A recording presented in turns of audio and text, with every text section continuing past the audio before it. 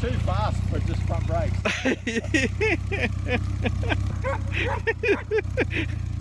Looks like a bloody tractor. I thought it was limited slip. Obviously not.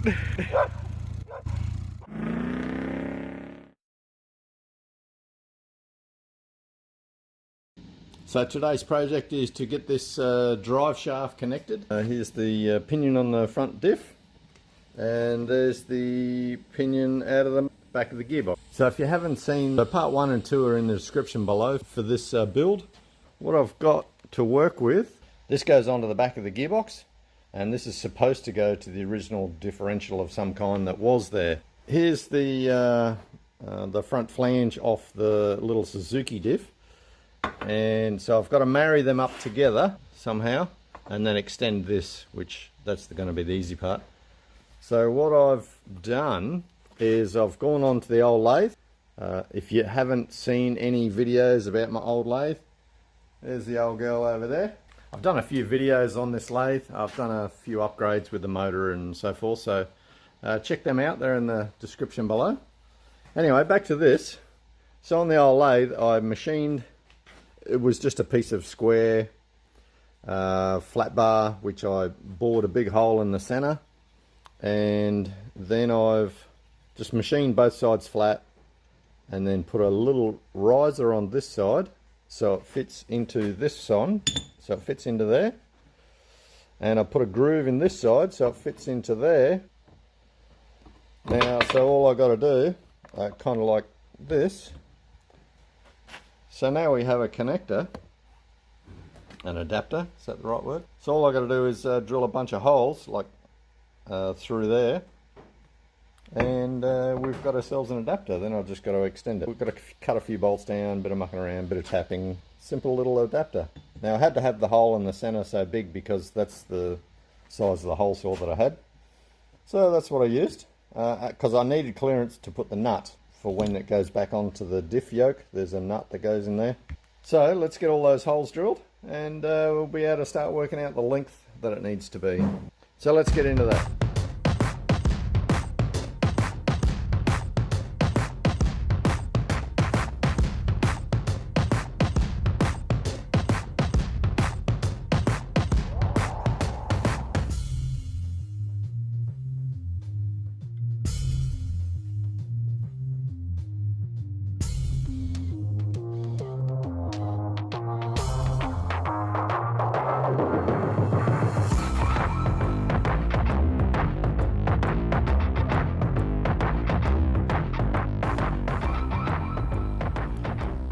Just like that, we have an adapter.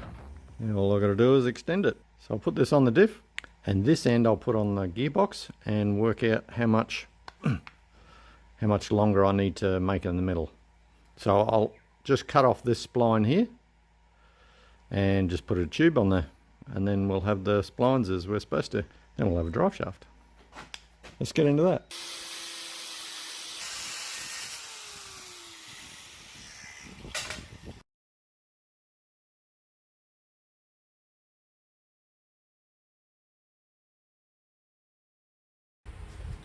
And boom, just like that, found a nice piece of tube that it fits inside, not too wobbly at all, and it's the right length.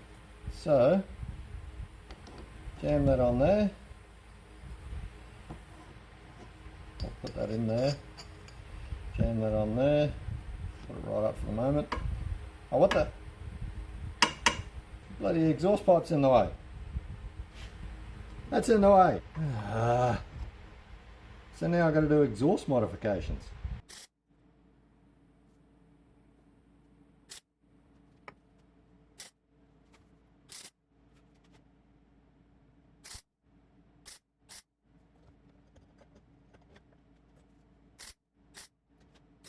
So we're ready for a test, eh? Oh yeah, I've got to move that exhaust. So here we go. I've got the exhaust away enough, I think. The camera just sort of fits in there.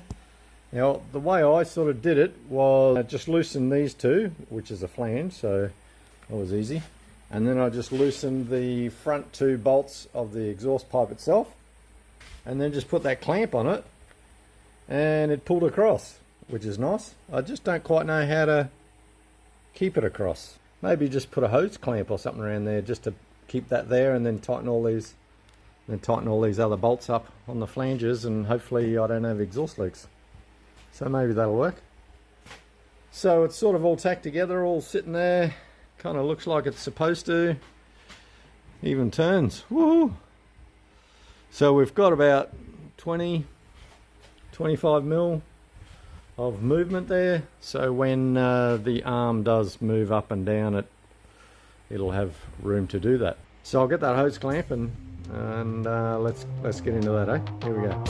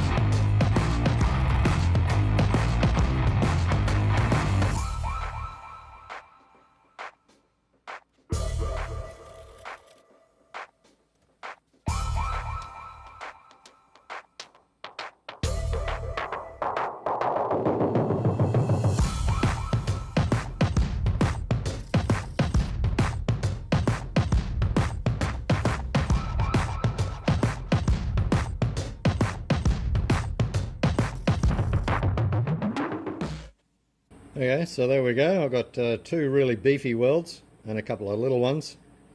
It should be enough. The reason I was cooling it down, or trying to keep it cool, was so we didn't burn the rubber seals in around the uni joint there. So I've grounded that end all up, and it looks pretty neat and tidy. Nice little spline there. I think that's going to be good enough for this little thing. Let's quickly whack a bit of paint on it and install it. While I was waiting for the drive shaft components to dry, I thought I'd take that muffler off that needed that welding around the bracket. Well, I kind of got a bit carried away because on the underside it was rusted as well, so I had to actually patch it and keep patching it and keep patching it and welding it. The whole bottom end was pretty much toast. So let's whack it back on. Hopefully it doesn't leak anymore. That'd be nice. Wasn't real hard, just a couple of bolts, a couple of brackets, and then I'll put the drive shaft together.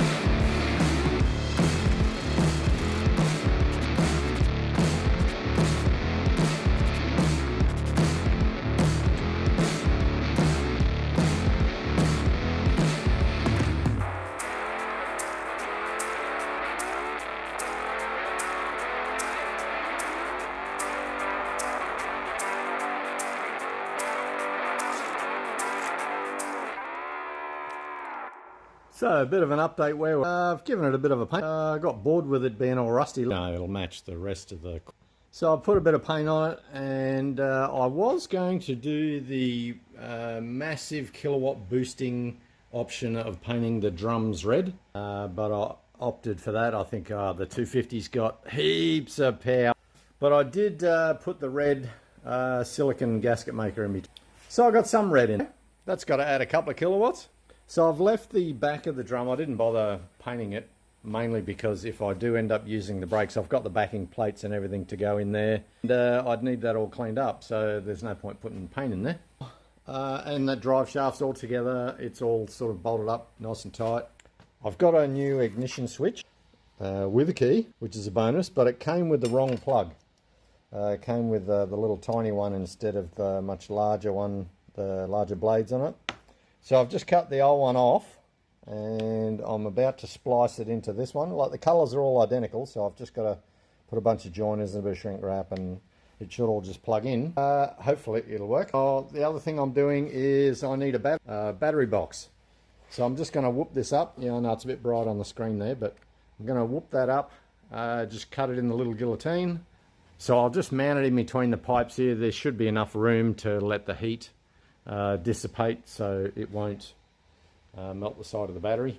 I'm using a car battery because that's what I got, and that's what you do.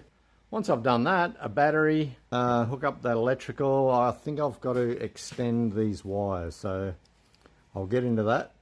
They won't quite come far enough to where the battery box is about to be, because the original one's meant to be in there. It's a little tiny little, that's where the holder was in the plastic casing. Oh, and then I've got to put the air box back on, and hopefully it all works. Like, that carby hasn't, the carburetors haven't started leaking or anything, and there's still fuel in there, so it should be fine, hopefully. The only thing is I didn't clean the rest of the carburetor, so it's either going to work or it's not. Like, we know it'll idle, but when you sort of start giving it to it and it's under a bit of load, it may not work very well. So we're getting along, we're nearly there. All I've got to do is those couple of things, and we're away. And then I'll be able to put it on the ground, and I can start working out sort of a rear rack or something to make it look a bit more post-apocalyptic-ish. Anyway, let's get into that. We'll be away. Here we go.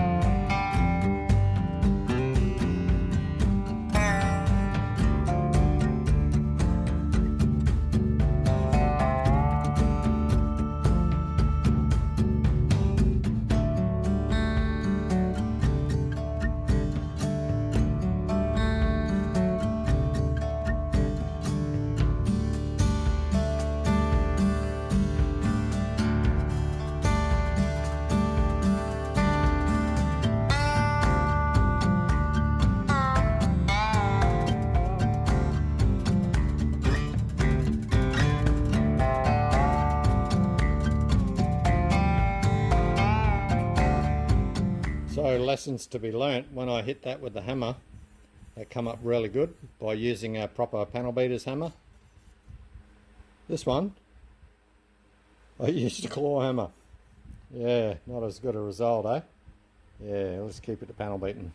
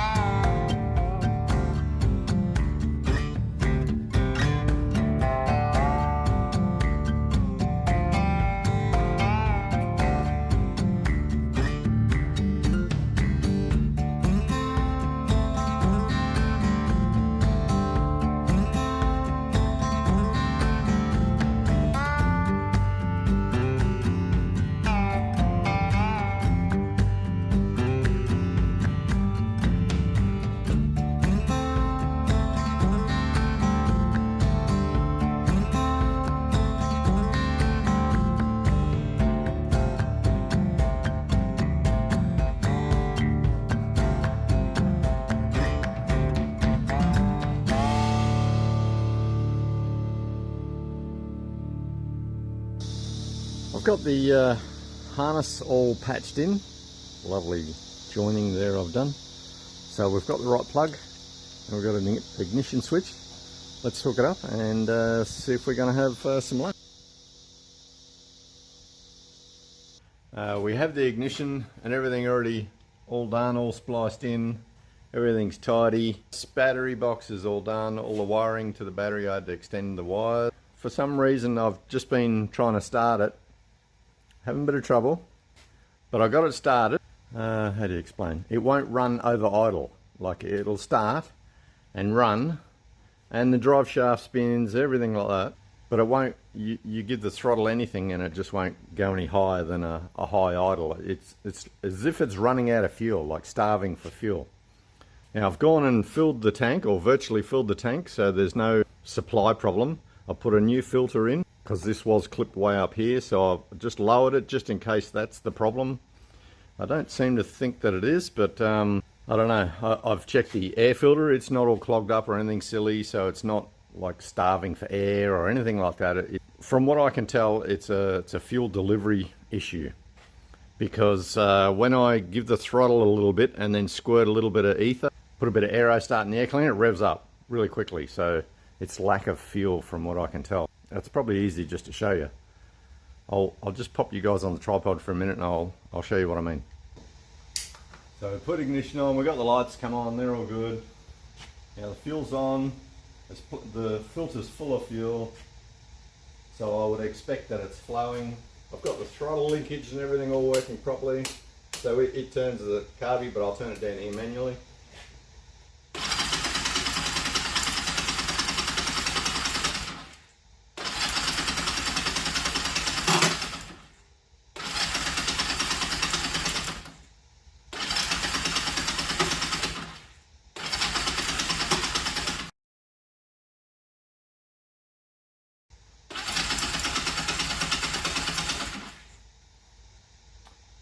Anyway, I'll get back to you when I actually get it started. So, the carbies are off. Couldn't get it to work. So they're over here on the bench. And I'm going to pull them apart and see if I can get them to work. If I can't get them to work, I can buy a new set. I've been able to find a new set on eBay. It's just a bit over $100. So I don't really want to spend it. But if I can't get these to work properly, that's what I'll be doing. So anyway, I'll put you guys in the tripod. And then I'll start pulling the bits. See if I can get it to work. Here we go.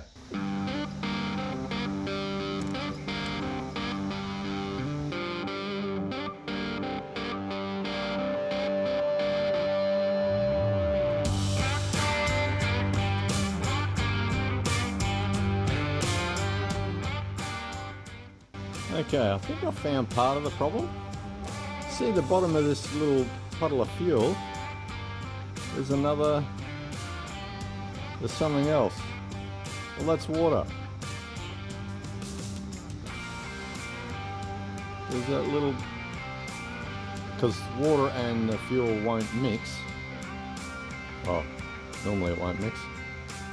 So I wonder if that bit of water in there is not helping. Like, there's a little bit of silt in the bottom, but that's from the outside of the carby when I tipped it out. But yeah, I think we may have water in the fuel. So I might drain that tank after I've finished cleaning these carbies and see what the go is.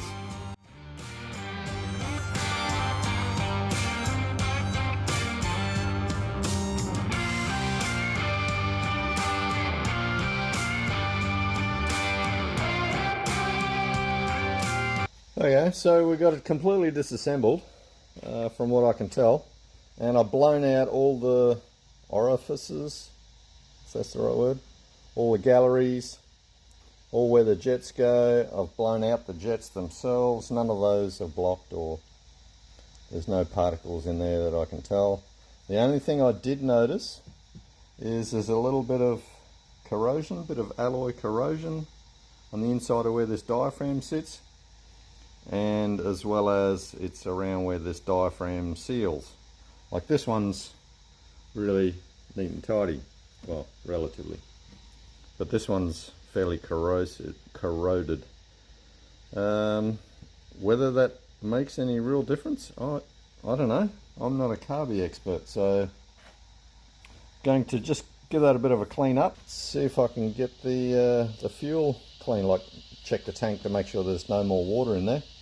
I found a little bit of guns that I wiped off. Looks like a bit of snot, but it's not. This silicone that I put on there as a gasket maker because of that crack in the side of that bowl from the last video or the previous video. So that's not real good. Hopefully that hasn't sort of started to dissolve and then go into the carburetors. But I didn't find any trace of them unless it's dissolved. But I would have thought there'd be remnants like red sort of stuff. Anyway, like I said, I'm no carby expert, so I'll give these parts a little bit of a clean up, reassemble it, and see if we can get it to work. So I'll get into that.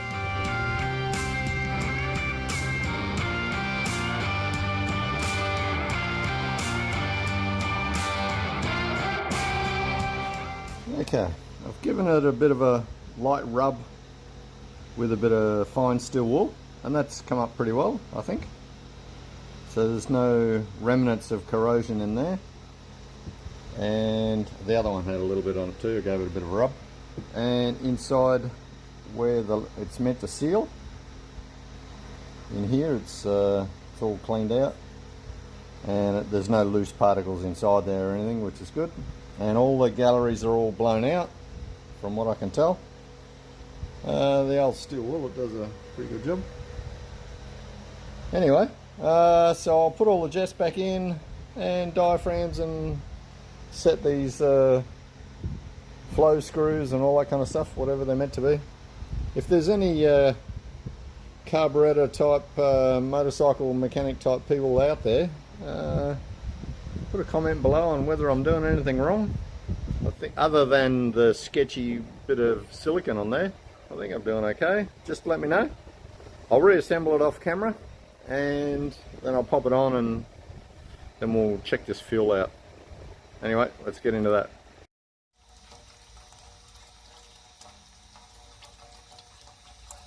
I've just drained that whole tank and there's no contaminants in there at all. Like, there's no water in there. It looks nothing like this does. So is that water or is that just sort of jelly type stuff that come off that silicone when it dissolved? It could have been, because that's all the scrapings I took off the bottom of the bowls before I reassembled it. Now I didn't use any on this side, but I only used minimal amount on this side where that bowl was cracked. So hopefully, and I made sure there was none on the inside of the bowl. I didn't think it would go funny like that, but anyway. So I'm going to pour this this fuel back into the tank and put the carbies on, and hopefully we've got some action maybe. Anyway, let's get into that.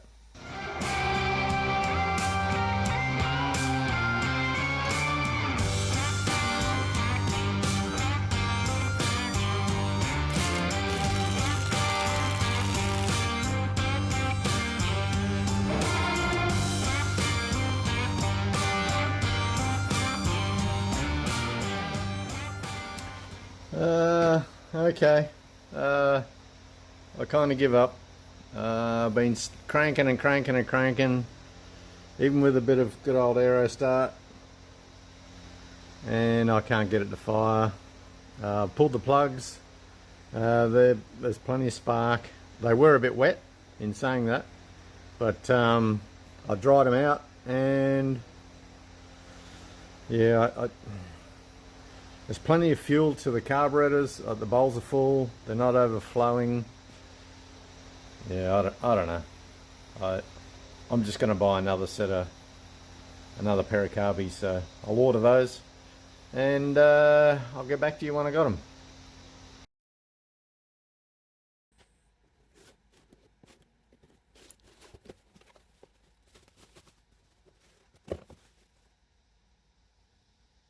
So shiny.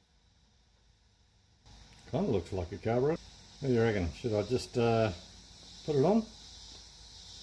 Hopefully it'll work.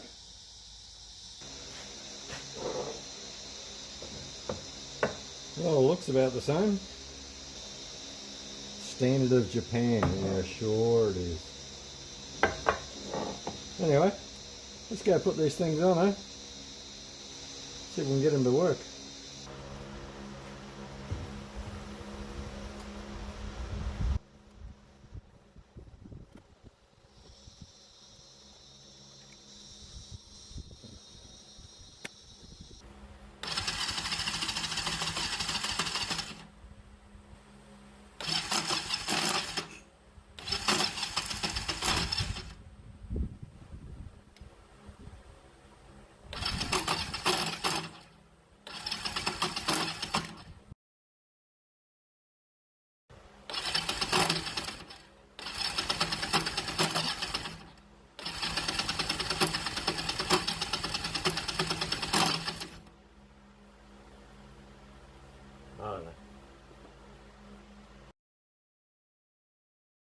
Okay,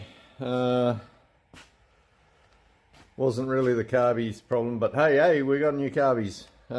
We've got electrical problems that we're trying to resolve. I've taken off all the harness coverings and traced back wires and got earths and joins and undone every plug and cleaned them and identified what's what in whatever way, like there for the, they all activate kill switch.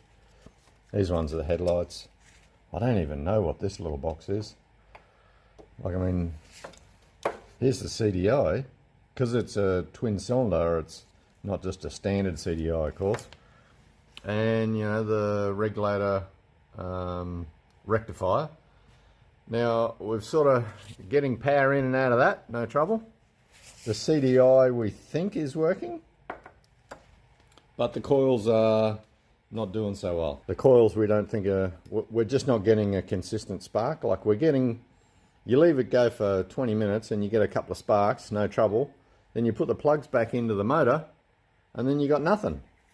So I'm hoping, fingers crossed. So I've ordered a couple of coils. Hopefully that's gonna be the fix for it. So while I wait for those parts to turn up, I'm going to take it off the stand and do a bit of other stuff to it. So let's get into that. Here we go.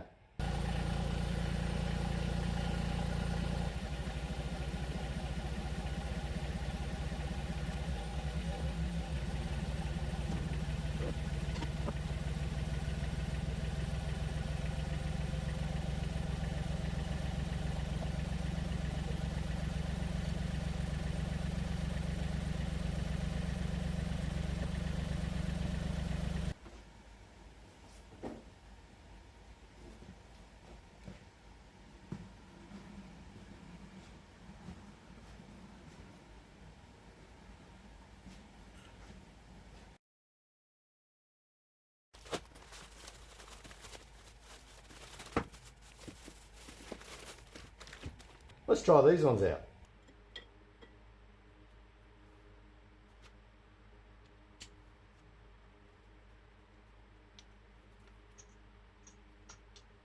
Oh, come on.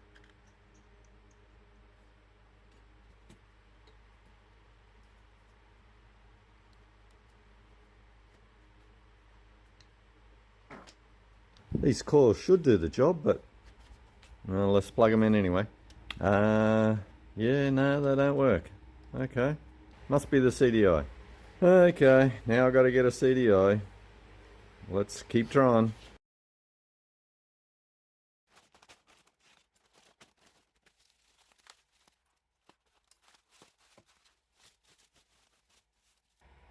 That looks like the ticket. Let's go plug that one in. Okay, I've got a problem. I think I've resolved it, but I'm not sure because I can't get it to start in the way of, I can't get it to spin over enough because we're having starter trouble. Like the starter's not quite engaging, or the little fingers, you know, the fingers in these things, it runs on a chain from the starter and then has little fingers, and it grabs one way, and when it fires up, those fingers release, sort of like a pull starter on on anything.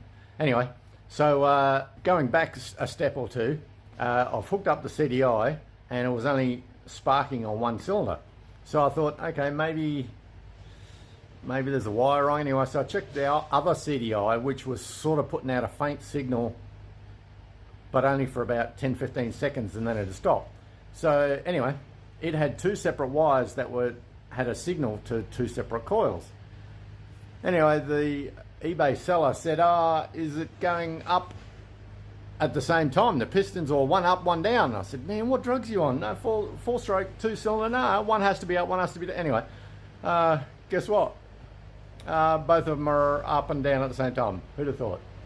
Anyway, so I've sorted that out, and I've just put a jumper wire from the one that actually works to the other one, and both fire at the same time. Well, both pop at the same time. I haven't actually had it running, but they're both popping, so I'm thinking I need to give it a push start. So Gary's coming over in a couple of minutes, and we're going to give it a push down the hill and see if we can get it rolling. I'm just about ready to push it into the dam and let it sink. I've just about had enough of it. So if it don't run, it's going to be all over. So anyway, let's so fingers crossed, and we'll get this thing to run, hopefully.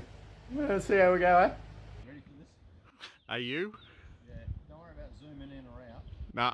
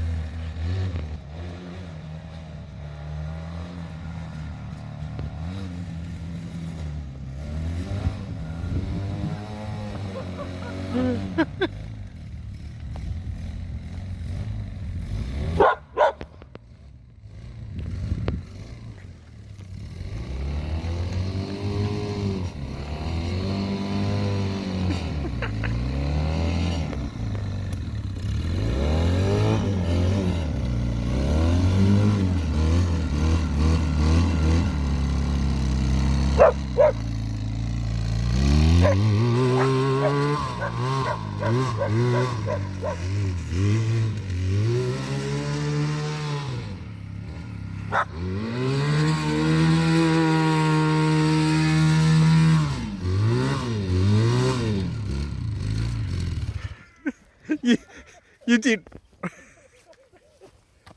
It works, Gary. Yeah, I don't know how much I got on video because you did all that in the shade.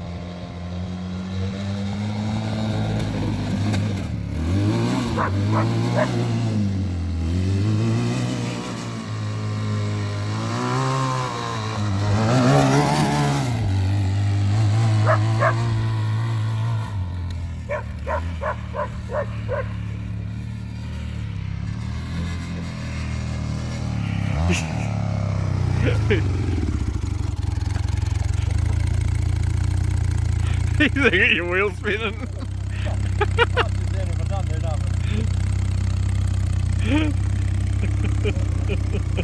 Obviously it wants to keep going now, Jim. I think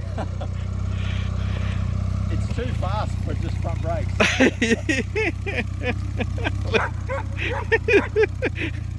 Looks like a bloody tractor. I thought it was limited slip. Obviously not. You want to have a go? No, you're right. Well, what do you reckon of that? Wasn't that a bit of fun? Yeah, other than breaking out, no traction, and I thought it was limited slip, but it's not. Anyway, so it runs, and it runs really, really good. So there's a few things I need to do. First one is trying to get the starter to work properly, so it engages every time that I want to push the button. So that shouldn't be too hard. I should be able to buy parts for that. The other thing is the clutch. You pull the clutch in, it doesn't disengage. So it's probably because it's been sitting around for such a long time. So what I will do is fiddle around with a bit of adjustment first, and if that works, great. If not, I'll pull the side cover off, and I'll pull the side cover off and try and free up those discs. They're probably all just locked and the oil's been in there for a long time. And I think I need rear brakes. Actually, I'm certain I need rear brakes because I tried the front brakes and they don't lock, and it's kind of scary flying down that hill. And I only got into second gear. There's another 2 gears to go. First gear screams and it's got plenty of torque and everything. I just need traction, so I might put some beefier tyres on. I don't mean bigger, just a bit beefier. So I'll do that and put some brakes on. Yep, I've got the drums and everything. I've just got to hook up a line and work out the leverage and everything for the master cylinder for the foot pedal, so I can do big skids, sort of. Anyway, so that's going to be in another video. And guys, if you haven't already, consider subscribing. There's lots of weird shit loads going on. And we'll catch you on the next one, eh? See ya.